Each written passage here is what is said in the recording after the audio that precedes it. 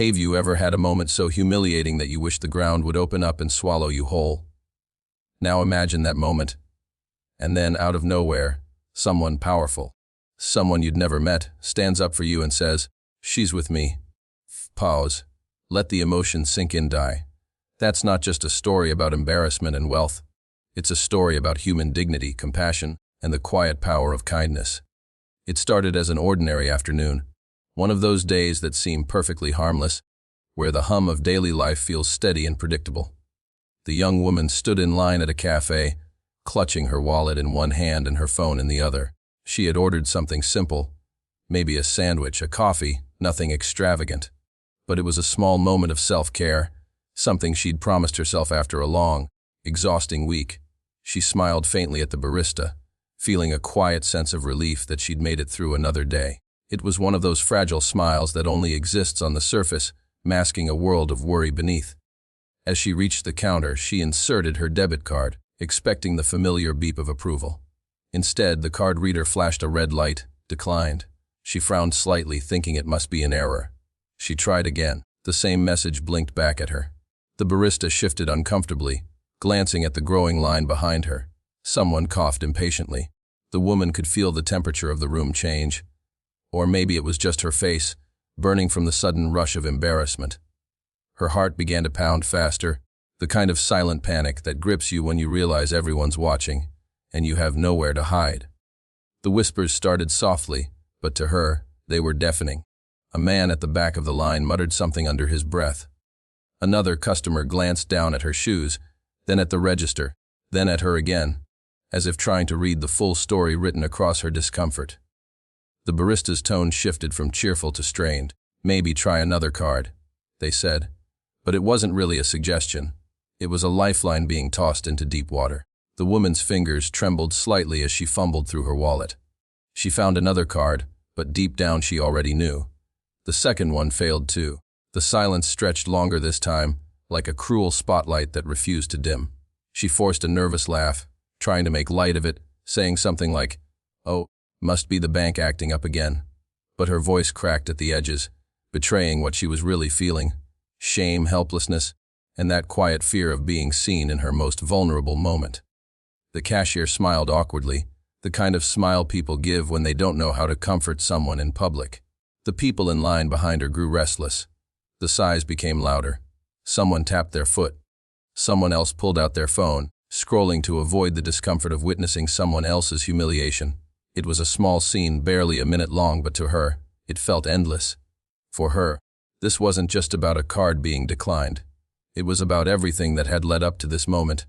The unpaid bills waiting at home, the job she'd recently lost, the silent tears cried behind closed doors. It was about survival and pride colliding in the worst possible place, a checkout counter. This wasn't the first time she'd struggled to make ends meet, but it was the first time her struggle had been exposed so publicly. The feeling of control she had worked so hard to maintain cracked in an instant.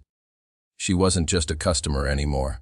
She had become a spectacle, a silent reminder to everyone in that line of how fragile stability really is. Her thoughts raced. What are they thinking of me? Do they think I'm irresponsible? Do they think I'm worthless? It's astonishing how quickly shame can rewrite the story we tell ourselves.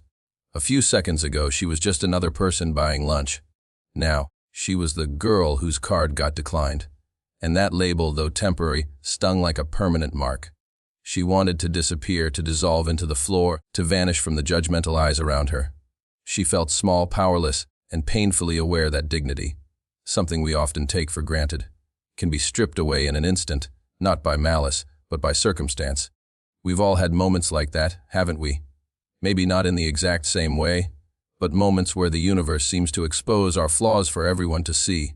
Moments where pride and fear intertwine until you can't tell them apart. The truth is, humiliation doesn't always come from doing something wrong.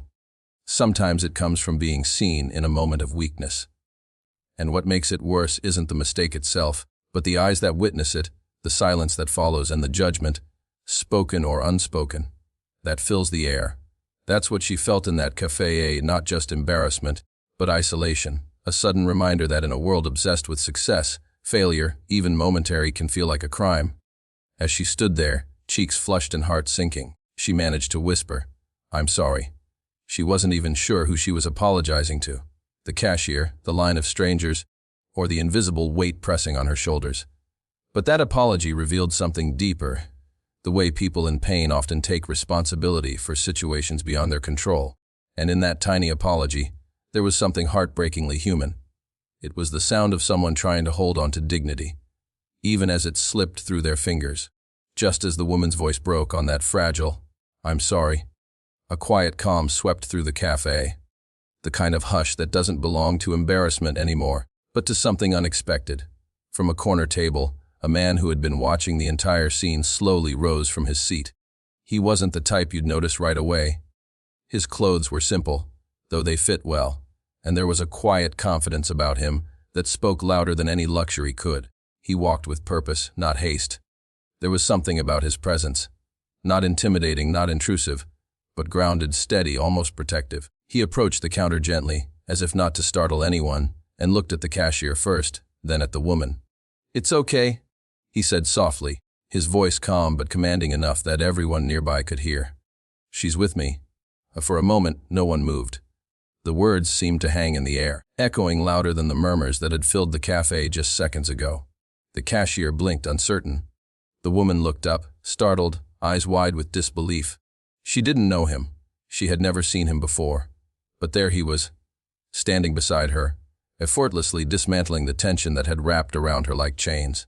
The same crowd that had been watching her embarrassment now stared in stunned silence, unsure of what they were witnessing. The man reached into his pocket, pulled out a sleek black card, and handed it to the cashier. "Please add her order to mine," he said casually, as though this were the most natural thing in the world. There was no grand gesture, no patronizing smile, just quiet certainty. The barista, still unsure, processed the payment.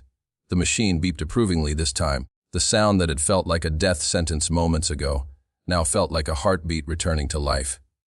The woman's hands were still trembling slightly, her mind scrambling to understand what had just happened.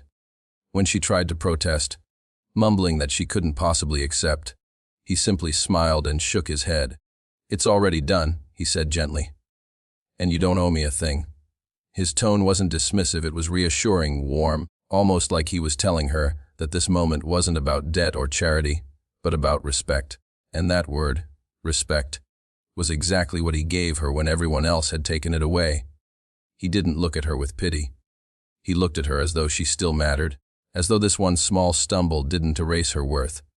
The other customers shifted uncomfortably now, suddenly aware of their own silence moments earlier. Some of them lowered their eyes. Others pretended to be busy on their phones. It was strange. The same people who had been ready to judge now felt the sting of guilt.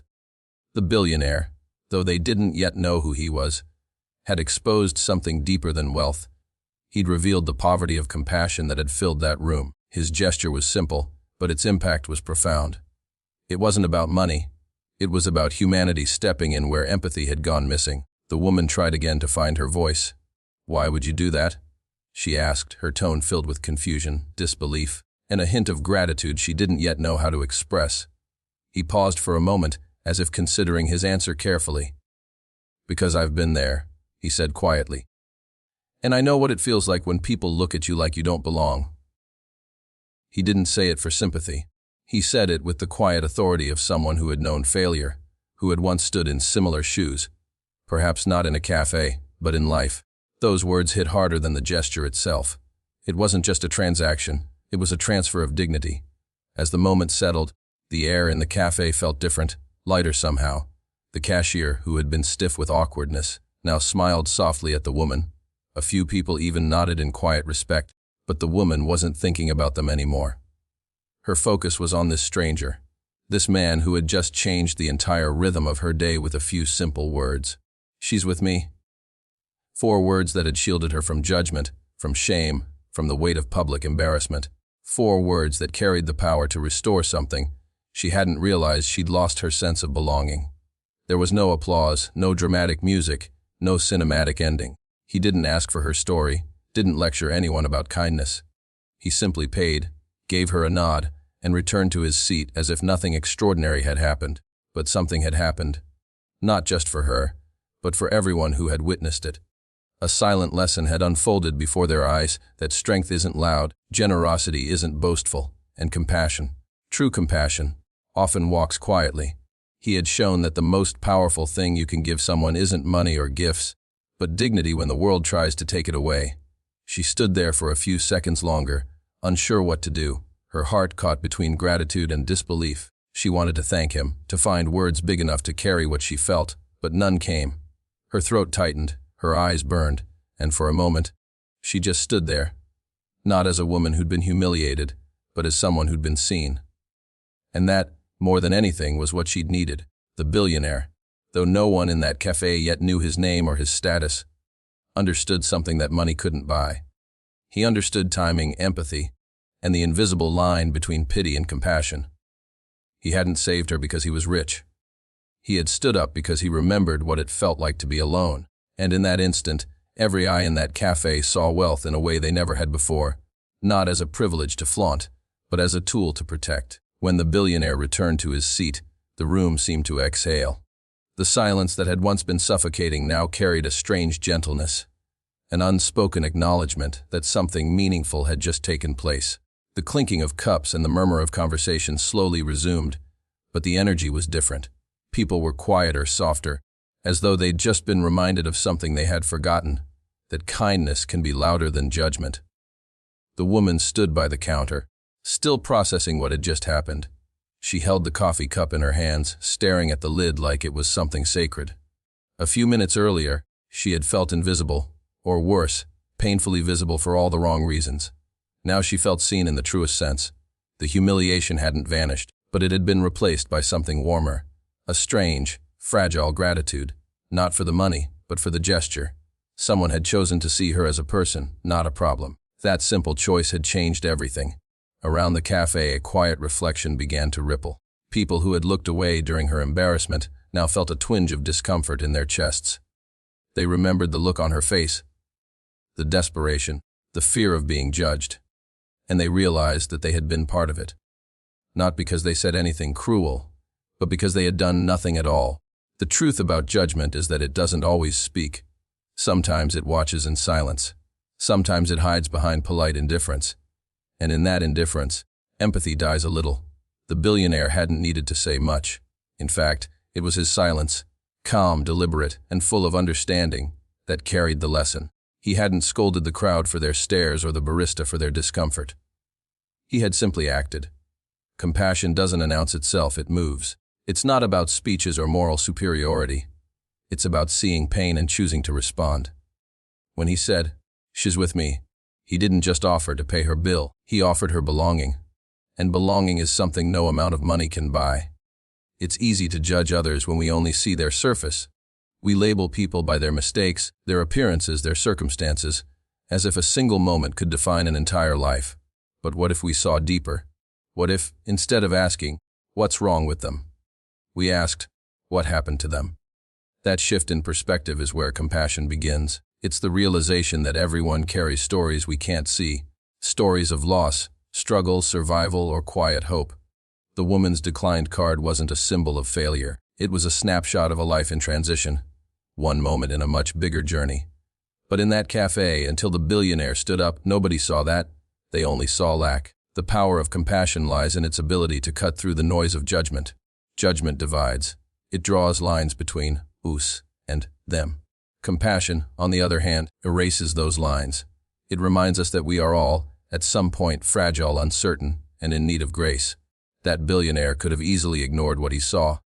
He could have stayed comfortable in his corner, sipping his coffee, telling himself it wasn't his business. But something in him refused to stay still. He understood that inaction is a quiet form of cruelty, and that sometimes the greatest difference you can make is simply to care when others don't. The woman's eyes followed him from across the cafe. She wanted to say thank you, but her voice caught in her throat.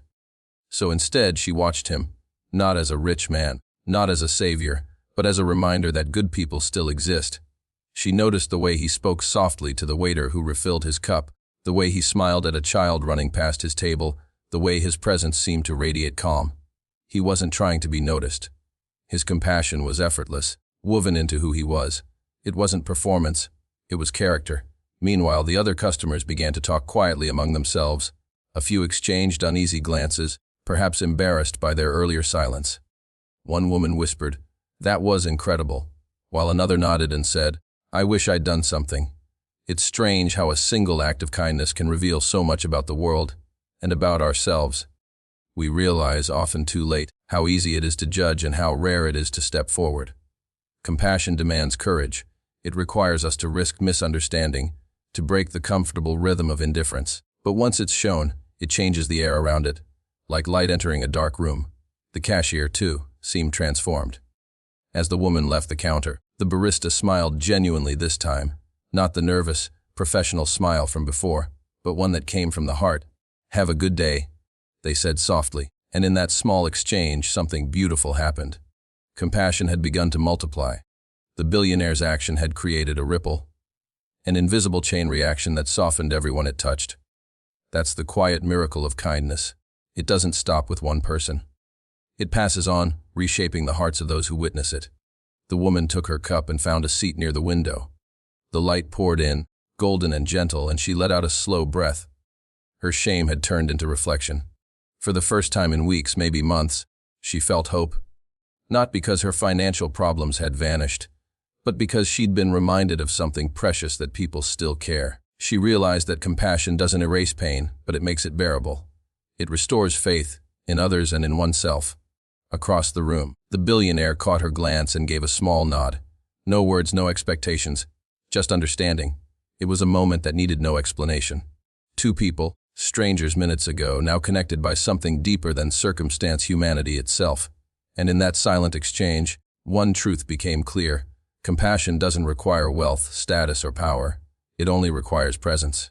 From the outside, the woman looked like anyone else, composed, polite, just another face in the crowd. But beneath that calm exterior was a world no one in that cafe could have imagined. Her story wasn't written in her clothes or her smile. It was written in late-night job applications, unpaid bills, and the heavy silence of an empty apartment. What the world saw in that brief, humiliating moment, a declined card, was just the surface of an ocean she had been trying to stay afloat in for months. Life hadn't always been this way for her. There was a time when her days were full of structure. A steady job, a comfortable apartment, a sense of control. She used to be the one who tipped extra, who smiled at struggling cashiers, who told herself she understood empathy. But when her company downsized, she was among the first to go. "It's not you," her manager had said, eyes avoiding hers. "It's just the economy." That sentence echoed in her head for weeks. She told herself she'd bounce back quickly. She always had before. But as the days turned to weeks and the job rejections piled up, her confidence began to crumble. Soon, the savings she thought would last 3 months barely stretched through 2. Her landlord's polite reminders became firmer. She skipped lunches, canceled outings, and told friends she was just taking some time for herself, when really she couldn't afford the gas to meet them. Each decision, each compromise, chipped away at her sense of self. The woman who once stood tall began to shrink, bit by bit, until even small things, like paying for coffee, felt like mountains. The world didn't see any of that. They only saw a card decline. That's the thing about hidden struggles. They live in silence. You can't see sleepless nights in someone's posture. You can't see fear in a polite smile. You can't see loneliness in a person scrolling through their phone just to look busy. And yet, these invisible weights are what so many people carry, every single day. In that cafe, no one had known that the woman had spent the morning making a difficult choice: pay her utility bill or buy groceries for the week. No one knew that the little coffee she tried to treat herself to was her way of clinging to normalcy. A small reminder that she was still human, still part of a world that seemed to be moving without her. We live in a society that rewards appearances. We celebrate success stories, but rarely look behind the curtain to see the struggle it took to get there. When someone stumbles, we assume carelessness, not circumstance. When someone is quiet, we call them distant. When someone fails, we label them lazy. But what if we paused just for a moment and considered the possibility that there's more to their story?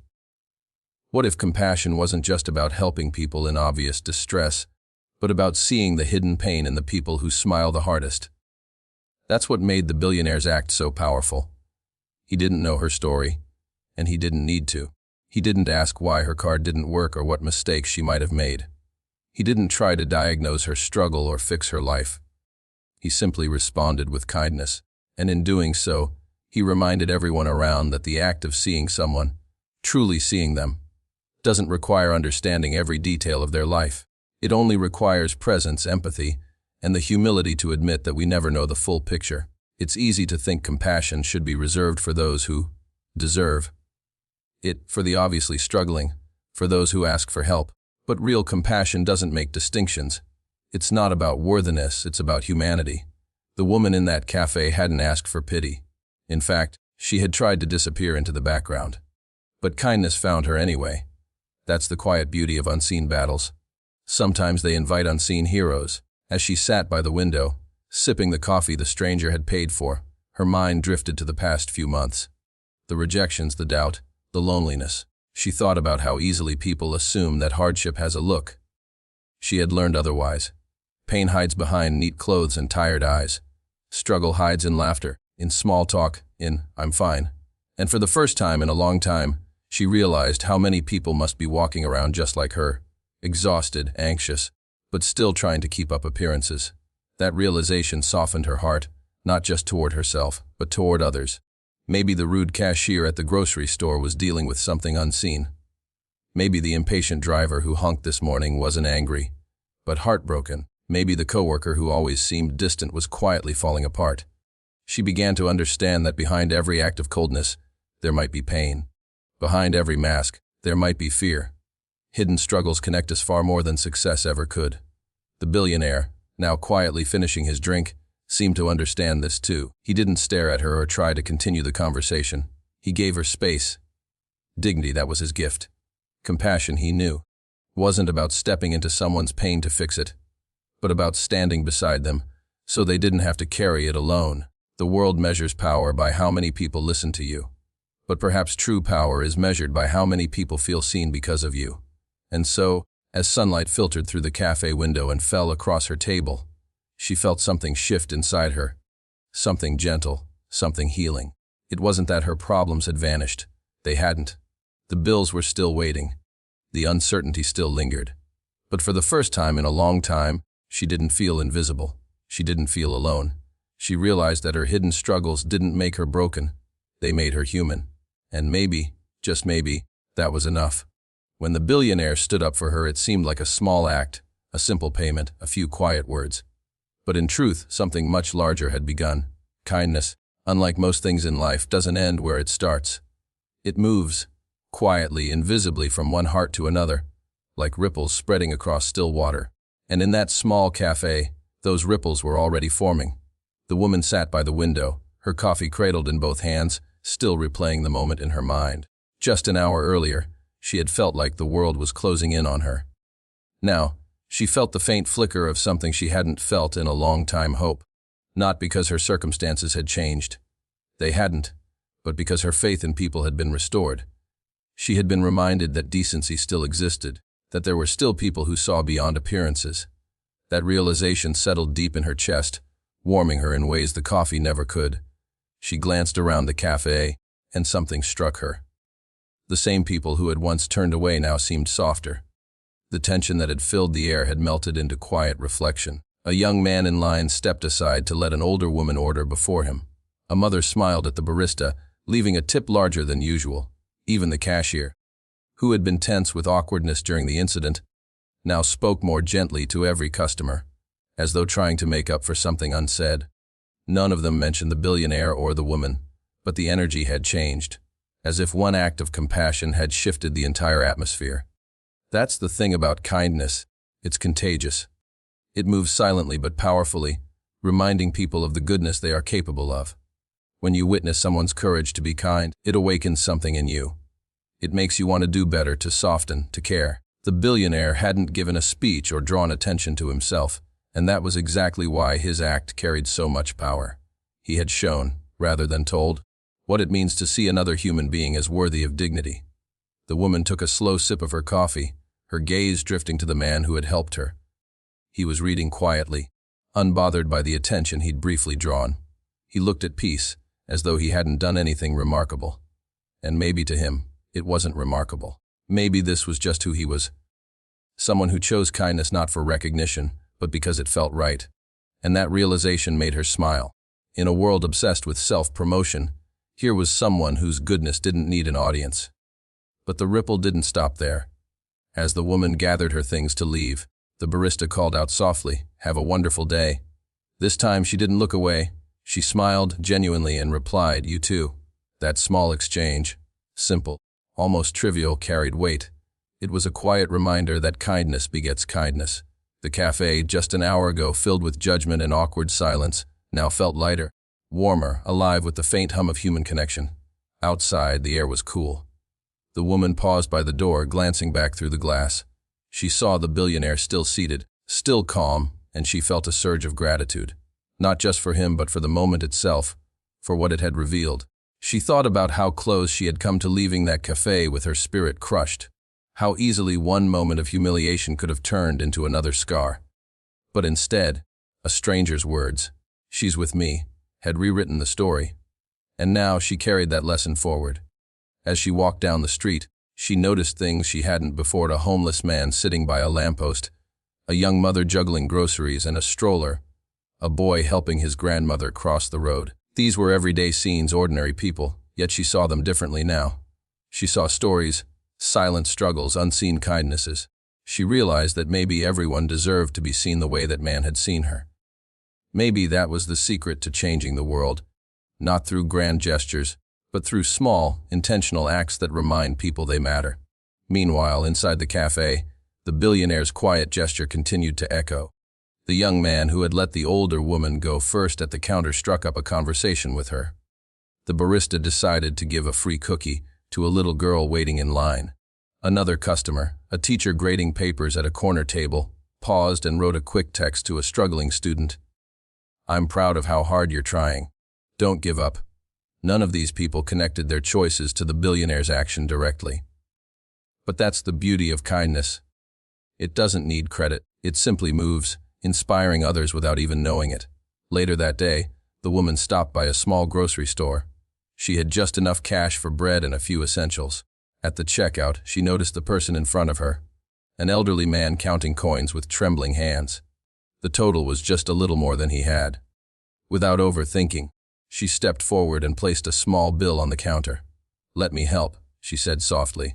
The man looked up surprised, his eyes glistening. "You don't have to," he whispered. She smiled and replied, "It's already done." The exact words the billionaire had said to her. And just like that, the ripple continued. She didn't do it for recognition or to pay it forward in some performative way. She did it because kindness had touched her heart in a way that demanded to be shared. Because once you've experienced compassion at your lowest, you start to see opportunities for it everywhere. The billionaire would never know what his simple gesture had inspired. But that was the point. True kindness doesn't need to be witnessed to matter. It multiplies quietly, often invisibly, leaving trails of warmth in its wake. By the end of that day, dozens of people who had been in that cafe, or crossed paths with those who had made small, kind choices of their own. None of them connected the dots. But every act, no matter how small, traced back to that single moment, when one man in one cafe refused to look away. That's how kindness works. It doesn't demand attention. It doesn't announce itself. It just grows, quietly, steadily, like light seeping through cracks in the dark. And sometimes all it takes is one person brave enough to care first. Long after the woman left, the cafe returned to its quiet rhythm, cups clinking, steam hissing, conversations blending softly together. But beneath that ordinary hum, something had shifted. Those who had witnessed the moment couldn't quite explain why it lingered in their minds. It wasn't just about the money or the gesture. It was something deeper. The way a stranger had redefined power in the most unexpected way. For most of the world, greatness is measured by numbers. The size of a bank account, the reach of a name, the spotlight that follows your success. But that afternoon, in that modest cafe, greatness looked nothing like wealth or applause. It looked like a man quietly paying for a stranger's coffee and restoring her dignity without saying much at all. It looked like strength expressed through gentleness. It looked like humility dressed in simplicity. The billionaire didn't need the world to know what he'd done. There were no cameras, no hashtags, no articles. He didn't stand up to make a statement. He stood up because something inside him refused to stay seated when another person was being diminished. That's what set him apart. True greatness doesn't seek validation, it acts from conviction. It doesn't say, "Look at me." It says, "Look at them." And that quiet shift in focus, from self to others, is what defines character. He understood something that too many people forget, that wealth can buy comfort, but not compassion. Influence can command attention, but not respect. Respect, the kind that truly lasts, is earned in moments when no one is watching. In how you treat people who can offer you nothing in return. The measure of a person's greatness isn't written in the headlines of their achievements, but in the footnotes of their choices. The small, unseen acts that reveal who they really are when there's nothing to gain. For him, this act of kindness was not charity, it was instinct. The instinct to protect someone's dignity when the world threatened to take it away. Maybe that came from his own past, from the times he'd known failure, fear, or hunger. Many great people carry scars that the world never sees. Scars that remind them how it feels to be unseen. Perhaps that's why he recognized the look in her eyes, that quiet panic of being judged. Compassion, after all, is often born from experience. Those who have suffered deeply tend to love more gently. Across the cafe, his assistant, a young man who had accompanied him quietly that day, watched the whole thing unfold. He had always admired his boss for his success, his discipline, his intelligence. But that day he saw something far more powerful than business acumen. He saw character. Later, as they left the cafe, he asked softly, "Why did you do that? You didn't even know her." The billionaire smiled faintly and replied, "That's exactly why." Those 4 words stayed with the assistant for years. They became a quiet mantra, shaping the way he treated others, the way he led, the way he lived. Greatness is not about the size of the impact you make, but the sincerity behind it. It's not about how many people stand to applaud you, but how many people stand because of you. And sometimes, the most powerful moments of leadership don't happen in boardrooms or stages. They happen in coffee shops, grocery stores, classrooms, and hospital waiting rooms. They happen in the smallest acts of humanity that remind people of their worth. That day, the billionaire didn't just restore one woman's dignity. He redefined success for everyone who witnessed it. For him, being great was never about the millions he made, but about the millions of chances he took to be kind. It was about using his influence to lift, not impress. The world had taught him that achievements might build a reputation, but compassion builds a legacy. Money fades, titles fade, but the way you make someone feel, that echoes. The woman, now walking home with her cup of coffee, had no idea who he really was. She didn't know his name, his status, or his story. But that didn't matter. To her, he was proof that goodness still existed. In her mind, he wasn't a billionaire. He was a human being who chose empathy over indifference. And in a world that often confuses power with arrogance, that choice made him extraordinary. Later that evening, the billionaire reflected quietly on the day. He didn't think about his generosity or feel proud of himself. In truth, he thought about how many others like her there must be. People trying their best, fighting invisible battles, just needing one moment of grace to keep going. He knew he couldn't help everyone, but he also knew that if each person helped someone, the world would change faster than any government, any corporation, or any speech could make it. That belief, simple but unwavering, was the heartbeat of his greatness. Somewhere in the city, the woman placed her empty cup on her table and smiled faintly to herself. She didn't feel like a failure anymore. That small act of kindness had reminded her that she still belonged in this world, that her worth was not determined by the balance in her account, but by the humanity she carried. And just as his kindness had lifted her, her story, someday, somehow, would lift others. Because that's how true greatness works. It doesn't end with one person. It multiplies through others, through the hands that choose to help, the voices that choose to speak gently, the hearts that choose to see goodness where others see weakness. Greatness is not measured in what you have, but in what you give. It's not defined by how high you climb, but by how many people you reach back to lift along the way. And perhaps on that ordinary afternoon, in that quiet cafe, the world caught a glimpse of what greatness truly looks like. Not loud, not lavish, but profoundly human. So often, we believe that to make a difference, we must do something grand, build empires, earn fortunes, or change the world overnight. But that day in the cafe taught us something far more profound. Sometimes, the world changes quietly, one act of kindness at a time. That billionaire didn't walk in planning to be a hero. He didn't have a camera crew, or a speech, or a crowd waiting to applaud. He simply saw a woman in pain, and he chose not to look away. He chose to stand up when others stayed seated. He chose humanity over hesitation, and that one simple choice transformed everything. Because in that moment, he didn't just buy a cup of coffee. He bought back someone's faith in people.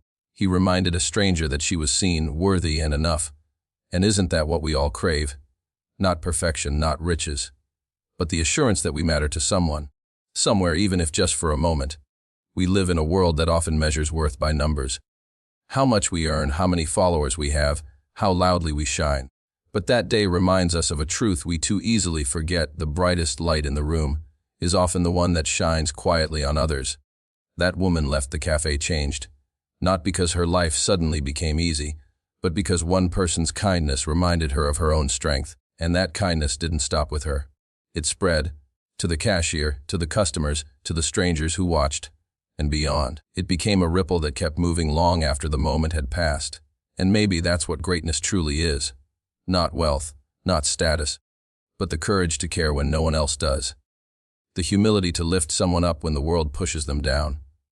The choice to see the human being behind the circumstance. So tonight I ask you to remember this. You don't have to be a billionaire to change someone's life. You don't need power to make an impact. All you need is a heart that refuses to stay silent in the face of someone else's pain. Because one day, it won't be your money or your achievements that define your legacy. It will be the lives you touched, the people you lifted, the moments when you said, "She's with me." And when that day comes, the world will remember not what you had, but who you were.